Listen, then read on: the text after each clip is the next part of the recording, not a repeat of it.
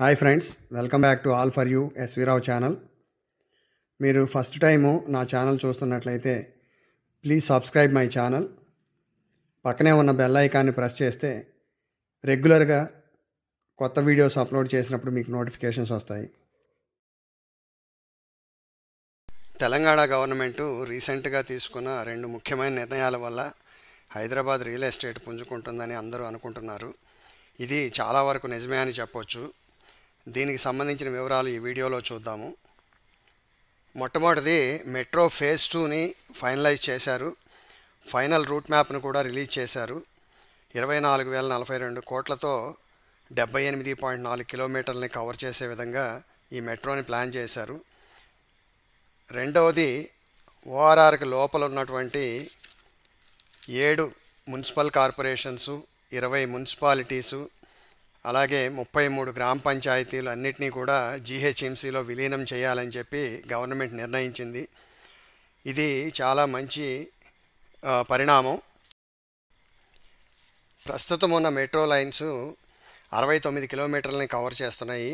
Red line వచ్చేసి LB Nagar నుంచి మియాపూర్ వరకు, అట్లాగే బ్లూ లైన్ వచ్చేసి నాగోల్ నుంచి హైటెక్ సిటీలో రాయదుర్గం వరకు, మూడవది వచ్చేసి జూబ్లీ బస్ స్టేషన్ నుంచి మహాత్మా గాంధీ బస్ స్టేషన్ వరకు green line. Phase 2 metro lines వచ్చేసి ఎల్బీ నగర్ నుంచి హయాత్ నగర్ వరకు వనస్థలీపురం మీదుగా ప్రపోజ్ చేశారు. అట్లాగే మియాపూర్ నుంచి బీహెచ్ఎల్ మీదుగా పటాన్చెరు వరకు కూడా ఒక కారిడార్ ప్రపోజ్ చేశారు, ఎక్స్టెన్షను.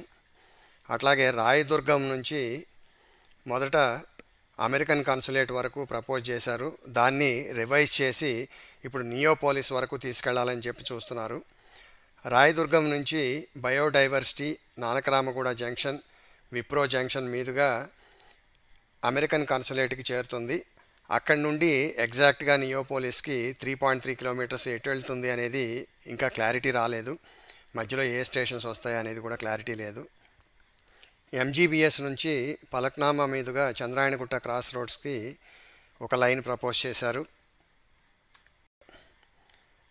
ఇంకొకటి వచ్చేసి నాగోల్ నుంచి ఎల్బీ నగర్ వరకు కనెక్టివిటీ.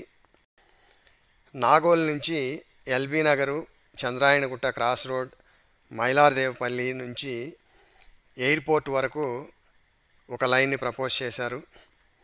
అట్లాగే మైలార్దేవపల్లి జంక్షన్ నుంచి కొత్తగా ప్రపోజ్ చేస్తున్నటువంటి హైకోర్టు వరకు ఆరంఘర్ మీదుగా అది ఒక లైను ప్రపోజ్ చేశారు. ఇవన్నీ కూడా కలిపితే 78.4 కిలోమీటర్స్ డిస్టెన్స్ అవుతుంది. వీటన్నిటికీ 24,042 కోట్లు బడ్జెట్ అవుతుందని ఎస్టిమేట్ చేశారు. ఇది త్వరలోనే కన్స్ట్రక్షన్ యాక్టివిటీ స్టార్ట్ అవుతుందని చెప్పి చెప్తున్నారు. ఇది చాలా మంచి పరిణామం. దీనివల్ల డెఫినెట్గా ఈస్ట్ హైదరాబాదు అలాగే సౌత్ హైదరాబాదు కూడా రియల్ ఎస్టేట్ రంగంలో బాగా ముందుకెళ్తుంది. వెళ్ళడానికి చాలా అవకాశం ఉంది.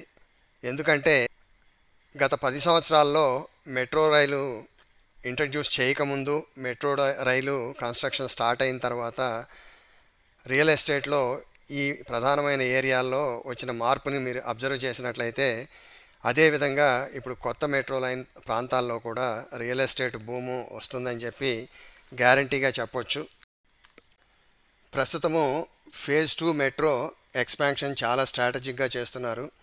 ఈ మెట్రో కనెక్టివిటీ రియల్ ఎస్టేట్ మార్కెట్పై ప్రభావం చాలా ఉంటుంది అనటంలో ఎటువంటి సందేహం లేదు. మెట్రో ప్రభావం కారణంగా గత 10 సంవత్సరాల్లో హైదరాబాద్ మెయిన్ లొకాలిటీస్లో రియల్ ఎస్టేట్ బాగా పెరిగింది. మనం వివరాలు చూసినట్లయితే మియాపూర్లో 70.5% రియల్ ఎస్టేట్ పెరిగింది. అలాగే నాగోల్లో 63%, గచ్చిబౌలిలో 48%, హైటెక్ సిటీలో 67%, ఎల్బీ నగర్లో 85%, కూకట్పల్లిలో 66%, జూబ్లీ హిల్స్లో 59%, మాదాపూర్లో 92%. ఇట్లా రియల్ ఎస్టేటు ఈ మెట్రో కన్స్ట్రక్షన్ స్టార్ట్ అయిన తర్వాత బాగా పెరిగిపోయింది. అదేవిధంగా ఈ ఫేజ్ 2 మెట్రో ఏరియాల్లో కూడా రియల్ ఎస్టేటు పెరిగిపోతుందని చెప్పి గ్యారంటీగా మనం చెప్పవచ్చు.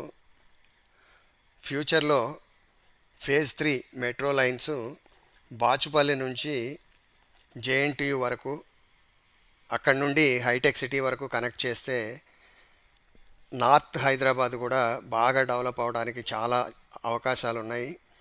అంతేకాదు ఈ నానక్రామగూడ జంక్షన్ నుంచి ఎయిర్పోర్ట్కి కనెక్టివిటీ ఫేజ్ 3లో పెట్టినట్లయితే హైదరాబాద్ మొత్తం మెట్రో రైల్స్ కవర్ చేసినట్లు అవుతుంది. గవర్నమెంట్ డెఫినెట్గా ఈ థర్డ్ ఫేజ్లో ఈ 2 కనెక్టివిటీస్ కూడా ప్లాన్ చేస్తే డెఫినెట్గా మంచి కనెక్టివిటీ వస్తుంది. ఈ మెట్రో లైన్స్ అన్నీ కంప్లీట్ అయిపోతే ట్రాఫిక్ సమస్య చాలా బాగా తగ్గిపోతుంది. దీనివల్ల ప్రజలకి సరైన సమయానికి వారి ఆఫీసులకు చేరుకోవడానికి వీలవుతుంది. ప్రస్తుతం రాయదుర్గ్ స్టేషన్కి హెవీ ట్రాఫిక్ ఉంటుంది. మైండ్ స్పేస్ కంపెనీస్కి కానివ్వండి, నాలెడ్జ్ సిటీ కంపెనీస్కి కానివ్వండి, ఆ కంపెనీస్కి వచ్చే ఎంప్లాయీస్ అంతా కూడా అమీర్పేట్ నుండి ఈ రాయదుర్గ్ మెట్రో రైల్లో చాలా ప్రయాణిస్తున్నారు. ఈ సెకండ్ ఫేజ్ మెట్రో పూర్తయితే దీనివల్ల నియోపోలిస్ ఏరియాలో చాలా డెవలప్మెంట్ అవుతుంది. వట్టినాగులపల్లి, కొల్లూరు, ఉస్మాన్ నగర్, తెల్లాపూరు ఇటువైపు ప్రజలందరికీ కూడా ఈ మెట్రోకి వెళ్ళి అక్కడ పార్క్ చేసి మెట్రో యూజ్ చేసుకోవడం చాలా ఈజీ అయిపోతుంది. దీనివల్ల ఇప్పటి నుండే రియల్ ఎస్టేటు మళ్ళీ కొంచెం పుంజుకొని మెట్రో లైన్స్ పూర్తయ్యే నాటికి పీక్ స్టేజ్కి వెళ్ళిపోతాయని చెప్పి అందరూ ఎక్స్పెక్ట్ చేస్తున్నారు.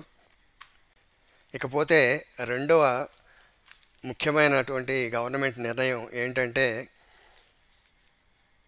ఔటర్ రింగ్ రోడ్డుకి లోపల ఉన్నటువంటి మున్సిపల్ కార్పొరేషన్స్, మున్సిపాలిటీలు అలాగే గ్రామ పంచాయతీలన్నింటినీ కూడా జీహెచ్ఎంసీ పరిధిలోకి తీసుకొస్తే డెవలప్మెంట్ బాగా అవుతుందనే ఉద్దేశంతో ఆ దిశగా గవర్నమెంట్ అడుగులు వేస్తుంది. రియల్ ఎస్టేట్కి భూమి ఇదిగిన జరిగినట్లయితే రియల్ ఎస్టేట్కి భూమి బాగా వస్తుంది. హైదరాబాద్ రియల్ ఎస్టేటు నెక్స్ట్ లెవెల్కి వెళ్తుందని చెప్పి అందరూ అనుకుంటున్నారు. 7 మున్సిపల్ కార్పొరేషన్స్, 20 మున్సిపాలిటీలు అలాగే 33 గ్రామ పంచాయతీలు ఈ జీహెచ్ఎంసీలో విలీనం చేయడానికి ప్రభుత్వం సన్నాహాలు చేస్తుంది. ఈ 2 త్వరితగతిన కంప్లీట్ అయినట్లయితే డెఫినెట్గా రియల్ ఎస్టేట్కి మంచి భూమి వస్తుంది. ప్రస్తుతం డిమాండ్కి మించి సప్లై ఎక్కువగా ఉండటం వల్ల రియల్ ఎస్టేట్ చాలా మందకొడిగా సాగుతుంది.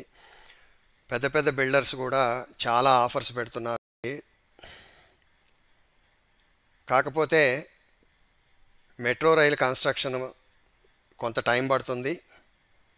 కానీ ఈ గ్రామ పంచాయతీలు, మున్సిపాలిటీలు, మున్సిపల్ కార్పొరేషన్స్ విలీనం మాత్రం త్వరగా అవుతుంది. దానివల్ల ఫ్యూచర్లో ఈ మెట్రో రైలు కన్స్ట్రక్షన్ స్టార్ట్ అయిన దానివల్ల డెఫినెట్గా రియల్ ఎస్టేటు పుంజుకుంటుందని చెప్పి thanks for watching the video. Please like, share and subscribe to. Thank you.